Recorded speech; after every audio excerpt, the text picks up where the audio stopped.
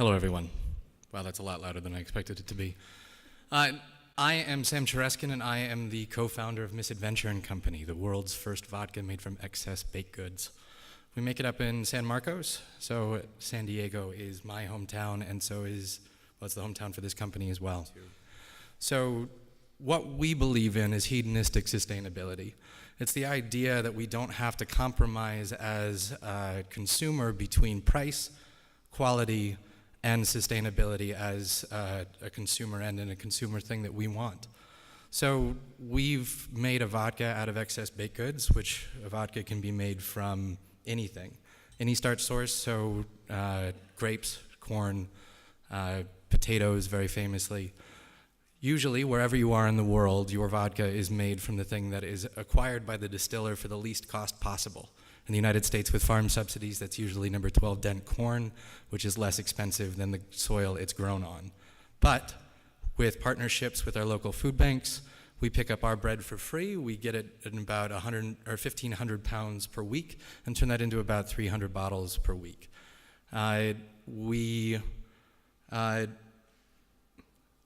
fundamentally, in my mind, done something that the world used to do when it came to alcoholic spirits, but doesn't do anymore. Every farmer across the world used to make distilled spirits for the same reason. They couldn't have moved their corn, their potatoes, their grapes, their agave to market in time, so they found a way to keep the shelf life good indefinitely. It still had value, and that's where these farmers from Mexico, France, Kentucky, etc., were able to pioneer the spirits that we all know. Once the industrialized food system came around, instead we were given a choice. Is 1 acre of wheat good for an acre's worth of bread, or is it good for an acre's worth of fun and euphoria? With Misadventure, we no longer have to choose.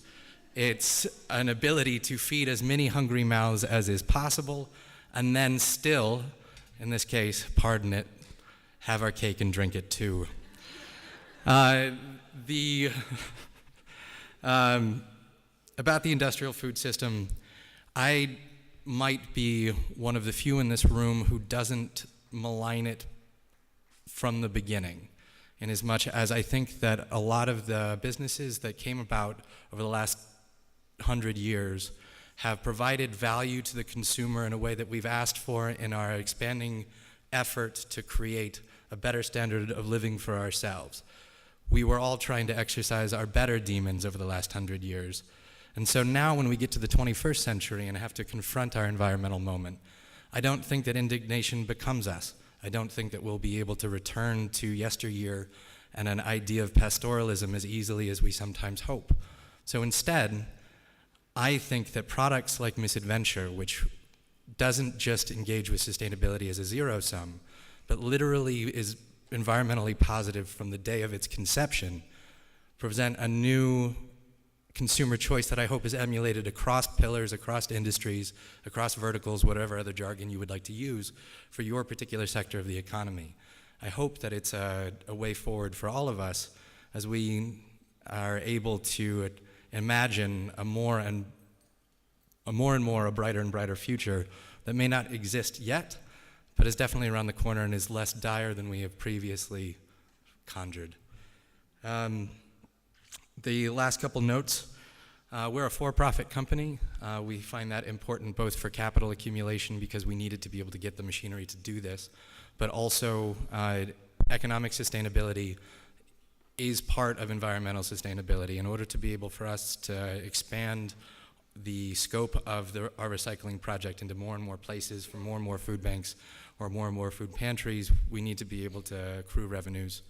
But beyond that, we would like to be able to work with as many nonprofits ongoing in order to help them not change their model, but have a genuine way to offload more food waste into more value-add products, have more revenue streams, and be less dependent on the caprice of either political fancy or the shifting aims of large-scale philanthropy when trying to do the good that they've become so good at doing.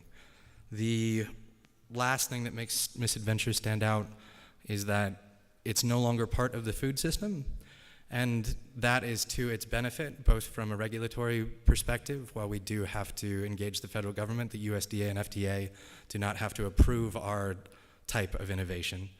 The second is that instead of primary commodities constantly being in an economic retrograde from the moment they're picked until the point in which they're soil, we've taken them out of that degrading economic circle and put them somewhere else, again with an infinite shelf life and the ability to make recycling literally fun.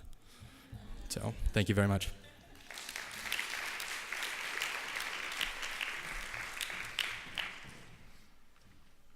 Quickly, because I do want to leave time for the audience for questions, I wanted to talk about reframing concepts. It sounds like each one of you has at some point reframed a concept, whether it's talking about food waste and trying to figure out the best messaging to make it a cookie. Can you talk about ways in which you've taken the same concept and just by talking about it differently, by reframing it, you've been able to overcome certain obstacles? And Caitlin, I love how you are able to do that with Pulp Pantry, so maybe we can start with you. Well, yeah, I think for us, we actually did a scrimmage, a rapid prototyping scrimmage, which is a big thing in social entrepreneurship. A lot of people use design thinking frameworks, right, to solve challenges. Have any of you heard of IDEO? Yeah. So they have a really amazing toolkit, and I think, right in the beginning, this is before we had even launched our actual company, we did a workshop with people who were social entrepreneurship fellows, and the whole question was really, how do we communicate food waste to consumers, pitch a product that we want them to feel excited about and that's tasty and it's not just a gimmick that they're buying, but also really talk about those issues and bring them to the forefront, because obviously there are a ton of products out there that are made from food waste and they don't talk about it, right? But really what we wanted to do was change a whole, really it's a habit that we want people to form of like really being conscious about their footprint as well. And so one of the things that this group came up with was this concept of a branding campaign around meet your juice's other half. And how do we talk about juice pulp? I love what one of my colleagues who operates a company called Renewal Mill, and they actually take the byproduct from tofu manufacturing called okara and turn that into a flour, and it tastes like whole wheat. It's very high protein and it's very nutrient dense, fibrous, and they kind of talk about it the same way that I talk about juice pulp. When you're making tofu, you have the soybeans that go in, right? On one side comes the tofu, on the other side comes the okara. How can we think about these as two different ingredient streams? So instead of thinking about juice pulp as a byproduct, can we talk about it as it's a separate ingredient that comes from the whole fruits and vegetables? Just like you would drink juice, why wouldn't you eat pulp?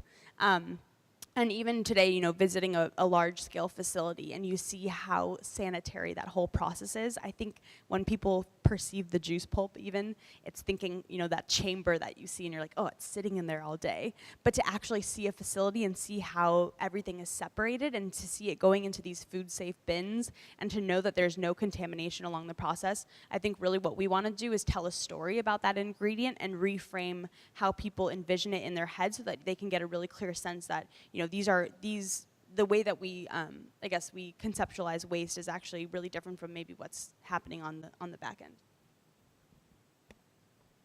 That was wonderful. I just wanted to jump in as well. We were consternated, or at least my team was consternated by the idea of using food waste as a feedstock from the moment I came up with it. The rest of my team didn't have the same background that I did and was less willing to attack functional fixedness from the very first day. They thought there would be a messaging problem. But instead, by the time we actually got to market, my team, and not me, who was already comfortable with food waste, and maybe this is why we're all trapped in our own echo chamber in terms of this particular issue. We tell people, come on guys, of course we know that this is good food. But instead of preaching at them, one of the things my team came up with was that by definition, because we are now using it, it's no longer waste, it's just excess, which is something that was so simple, a turn of phrase that never left again, that I don't really, we're no longer debating how to describe this, and it's been wonderful because it plays incredibly well across what would be a political spectrum, the entirety of the United States has been told, don't waste your food, there are starving people somewhere. I've had calls from people in Indiana as much as I've had calls from people in California or Europe asking, can we do this too? And we would assume that those places would be less interested in environmental impact, but they're the, at least in the case of Indiana, in the bread basket of the United States, they don't want to waste what they've grown either. So it's my opinion that it's a very simple fix.